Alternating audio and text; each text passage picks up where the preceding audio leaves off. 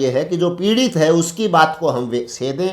वो महिला मेरे गांव से है, बेटी मेरे गांव से है। क्या अब समाज, जब पहले पंचायत हम कर चुके हैं, तो क्या एक दोबारा एक सामाजिक रूप से पंचायत नहीं हो सकती? के लिए दलाल साहब को बिना मतलब घसीटने की कोशिश काफ़ी उसकी छालेदार हो रही है कि भाई पंचायतियों को अनावश्यक हस्तक्षेप सरकार की व्यवस्था में नहीं करना। जो लड़का है दलवीर ठाकन का बेटा अनिल ठाकन, रवि आज़ाद के लिए, कि उसने इस मामले को अनावश्यक रूप में सनसनीखेज बनाया।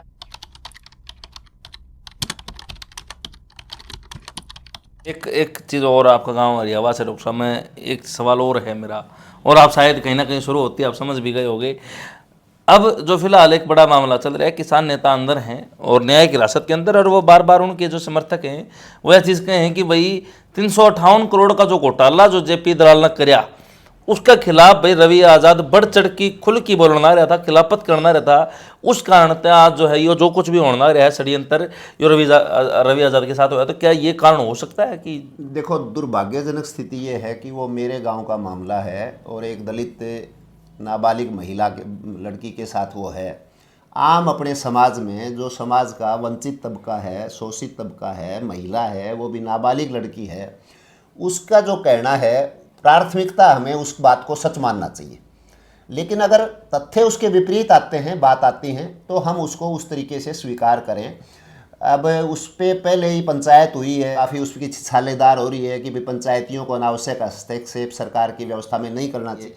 तो मैं कोई बहुत ज़्यादा उस पर कमेंट करना पसंद भी नहीं करूँगा और मुझे करना भी नहीं चाहिए। लेकिन ये जो आरोप हैं रवि के कि सिर्फ इसलिए हैं मेरे पे कि भाई मैं इस धरना के लिए, तो देखो, धरना के लिए तो सैकड़ों लोग जो है, हज़ारों लोग हरियाणा के लगे हुए हैं और वो अपने अपने तरीके से दलाल साहब को कोई दोषी भी ठहरा रहा है, कोई उसका पक्ष भी ले रहा होगा। लेकिन इस घटना में उनको सीधे तौर पे जोड़ना कोई बुद्धिमत्ता नहीं है, क्योंकि जो लड़का है दलवीर ठाकन का बेटा अनिल ठाकन, उसने भी एक रिपोर्ट पहले दी थी। अब एक रिपोर्ट जो है उनकी लड़की पक्ष की तरफ से आई हुई है।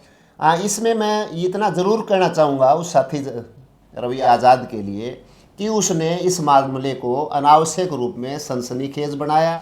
उस से बचने के लिए दलाल साहब को बिना मतलब घसीटने की कोशिश की। उस कोशिश का बाई प्रोडक्ट ये हुआ कि उसके खिलाफ वो FIR आई। उसमें दलाल साहब कितने दोषी हैं, कितने उनका हस्तक्षेप है, वो हमारे से छुपी हुई चीज़ है, हम उस पर कुछ नहीं कहना चाहेंगे।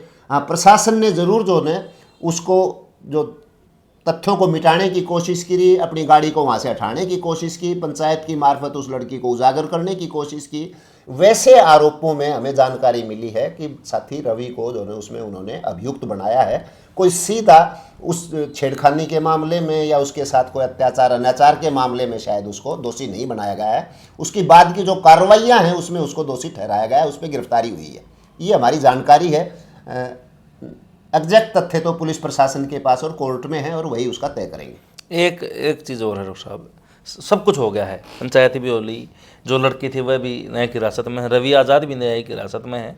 क्या अब समाज, जब पहले पंचायत हम कर चुके हैं, तो क्या एक दोबारा एक सामाजिक रूप से पंचायत नहीं हो सकती जिसके अंदर भाई आप भी उस एरिया के हो, क्या वहाँ लोग, क्योंकि आपने 2-3 बार साथी शब्द का प्रयोग कराया रवि आज़ाद खातर, तो क्या उस लड़के के जो लड़के और रह गए, उनके माँ बाप, रवि आज़ाद का परिवार, आप जैसे जो किसान साथी हैं, वह मिलकर क्या उस परिवार से कोई एक न्यायिक रूप से, एक सामाजिक रूप से तालमेल बिठा के क्या इस चीज़ को सुलझा नहीं सकते? देखो, स्थितियां जब यहाँ तक हैं सचिन भाई, मैं जितनी बात पहले कह चुका आपको, मैं दोबारा कह रहा हूँ कि मुझे जितना कहा गया उतना भी इस स्थिति से बचने की कोशिश करनी चाहिए थी। जब न्यायिक प्रक्रिया चल रही है, पुलिस की इन्वेस्टिगेशन चल रही है, मामला कोर्ट में है, ये प्रयास हो सकते हैं, नहीं हो सकते हैं, क्योंकि हम उस फील्ड के व्यक्ति नहीं हैं, हम आंदोलनों के व्यक्ति हैं और आंदोलनों की भाषा को जानते हैं। उन पंचायती बातों को, उन प्रयासों को लगभग हम हमेशा ही बचने की कोशिश करते हैं।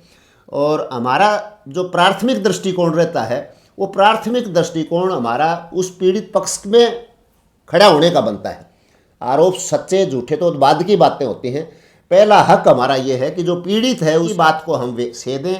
वो महिला मेरे गांव से है, बेटी मेरे गांव से है, इसलिए भी इसमें मेरे तरफ से ये कहना, वो तो उनके पंचायतियों के प्रयास होंगे कि वो कैसे उनको संतुष्ट कर सकते हैं, नहीं कर सकते हैं, वो जाने।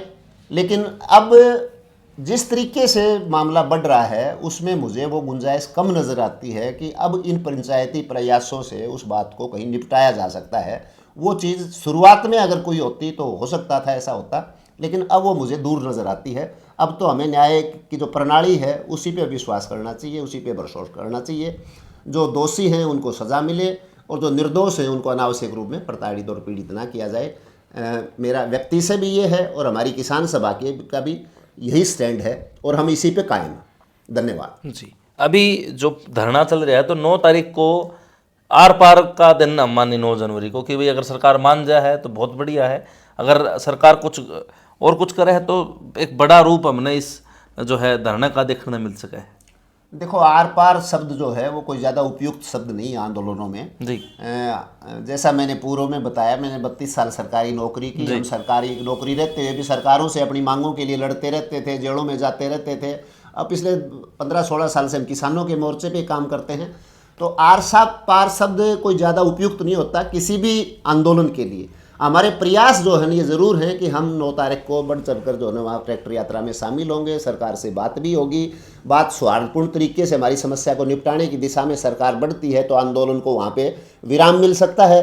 अगर सरकार फिर भी कोई आनाकानी करती है तो आंदोलन निश्चित बात है जो है वो आगे बढ़ेगा और उसमें सरकार की छिछालेदार ज़्यादा होगी। किसान तो अभाव में जिया है, ये क्लेम मिल जाएगा तो उसका जीवन कोई ज़्यादा नहीं तर जाएगा, लेकिन सरकार की प्रतिष्ठा जो है ना वो सबसे ज़्यादा दांव पे है। अगर इस मामले को सरकार नहीं निपटाती है तो ये खुली छूट है जो लूट की वो उजागर हो रही है, सरकार को उसको ख़त्म कर देना चाहिए, यही हमारी उससे प्रार्थना है। और किसान को आज जो है किसान संगठनों की और सरकार की ज़रूरत है, तो सरकार ने भी इस बारे में समझना चाहिए और एक भावनाएं जो है जुड़ी हुई है 9 जनवरी तक किसाना की, और एक बड़ा कुछ भी डॉक्टर साहब ने न कह के भी कह दिया कि आगे एक बड़ा जो है कदम किसान संगठन संयुक्त किसान मोर्चा ले सके है। तो सरकार इस तरफ ध्यान दे और उस दिन के बातचीत हुए हैं, के निर्णय रहे है, जो धरना वो किस तरफ जा है वो 9 जनवरी की बात है। तो जो भी बातचीत थी डॉक्टर साहब के पास हम आए थे, हमारी टीम आई थी, वही इस चीज़ ने लेके कि इतने दिन हो गए इस धरना चलती आनी, इतना लंबा संघर्ष हो लिया और बार बार यही चीज़ आए हैं, तो क्या कितनी सच्चाई है, क्या रियलिटी बात है, और तथ्यों के साथ जो है डॉक्टर साहब ने हमारे सामने वो चीज़ धरी है। तो बारंबार आपका भी धन्यवाद डॉक्टर साहब, जो है आपने इतना समय। धन्यवाद सचिन भाई, आपको भी, आपके दर्शकों को भी। जी। तो आखिर में जो किसान साथी आपने देखने बना रहे हैं, क्योंकि भारतीय किसान सभा तक आप हो, संयुक्त किसान मोर्चा का झंडा तला जो है आप एक लंबा जो है यो चलना रहे धरना, तो क्या आश्वासन देना चाहोगे किसान साथियों को? देखो, आश्वासन तो क्या है, हमारी तो अपील है किसानों से कि जब तक हमारा ये जो बीमा क्लेम है जिसकी लड़ाई हम लड़ रहे हैं, 210 करोड़ रुपए भिवानी का है और 40 करोड़ दादरी का है। पहले ये संख्या 350 करोड़ रुपए प्रचारित हुई थी, वो परचांस दादरी के मामलों में 100 करोड़ की कोई कागजी गलती थी, वो बाद में दुरुस्त हो गई थी। अब ये क्लेम 210 करोड़ रुपए भिवानी का और 40 करोड़ रुपए दादरी का है। दादरी में भी मुख्यतः बाडड़ा कॉन्स्टिट्यूंसी का ये क्लेम है और दोनों ही ज़िलों पे तहसीलों पे धरना चल रहा है। 9 तारीख को किसानों ने फैसला किया हुआ है कि ज़्यादा से ज़्यादा संख्या में वो ट्रैक्टर मार्च करके दोनों अपने उपायुक्त कार्यालय भिवानी पे पहुँचेंगे। तो अभी वो अपनी किसान तैयारी कर रहे हैं उस आंदोलन को वहाँ तक ले जाने के लिए, और सरकार से अपेक्षा हम रख रहे हैं कि उस दिन हमारे मामले का जो है निपटारा सरकार कर देगी, और नहीं कर देगी तो हमें मौके के ऊपर फिर वहाँ आने वाले आंदोलन के लिए फैसला करने पड़ेगा। वो कमेटियाँ फैसला लेती हैं, अकेला किसी एक व्यक्ति का हमारे संगठन में फैसला नहीं होता है। मेरी तो यही अनुरोध है कि किसान शांतिपूर्वक अपने उस आंदोलन को लड़े और जीते। तो कितने बजे स्टार्ट होगा लोहारू से, मतलब ट्रैक्टर मार्च कितने बजे स्टार्ट हो जाएगा? आमतौर पर ठंड का समय है, 9 बजे साथी निकलना शुरू होंगे और शाम को 5 बजे तक वहाँ इकट्ठा हों और जो है अपने बात को सारा दिन सुने, कहें। और सरकार का जो निर्णय है वो भी हमें उम्मीद है कि वो थोड़ा सा टाइमली आ जाए तो हमें वो फैसला करना आसान हो जाएगा। हमारे धरना की जो आंदोलन की जो कड़ी है उसको आगे बढ़ाने में या उसको वही विराम देने में, इसलिए सरकार उसको उसी शिद्दत के साथ सुनेगी, हम वैसी आशा कर रहे हैं।